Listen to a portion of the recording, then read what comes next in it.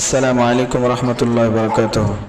সম্মানিত শ্রোতা, আজকে যে বিষয়টি আলোচনা করব তা হলো ঈদুল ফিতরের দিন 15টি সুন্নত। খুব সকালে ঘুম থেকে ওঠা, ফজরের নামাজ নিজ মহল্লার মসজিদে পড়া, মেসওয়াক করা, সুন্নত তরিকায় গোসল করা, সাধ্যমতো উত্তম কাপড় পরা, আতর খুশবু লাগানো, শরীয়তের সীমার মধ্যে থেকে সাধ্যমতো সুসজ্জিত হওয়া, ঈদগাহে যাওয়ার আগে কোনো মিষ্টি দ্রব্য বিশেষ করে খেজুর খাওয়া, আগে ঈদগাহে যাওয়া, ঈদগাহে যাওয়ার আগে সদকায়ে ফিতরা আদায় করা, যথাসম্ভব বেশি সদকা করা যদি সদকা ফিতরা ওয়াজিব হয়ে থাকে, শরীয়তের সীমার মধ্যে থেকে সাধ্যমতো আনন্দ প্রকাশ করা, ঈদগাহে পায়ে হেঁটে যাওয়া, ঈদের নামাজ মসজিদে না পড়ে ঈদগাহে পড়া যদি ব্যবস্থা থাকে, ঈদগাহে যাওয়ার সময় আস্তে আস্তে এই তাকবীর বলা, ঈদগাহে যাওয়ার পর তাকবীর বলা বন্ধ করা। তাকবীর হলো এই: আল্লাহু আকবার, আল্লাহু আকবার,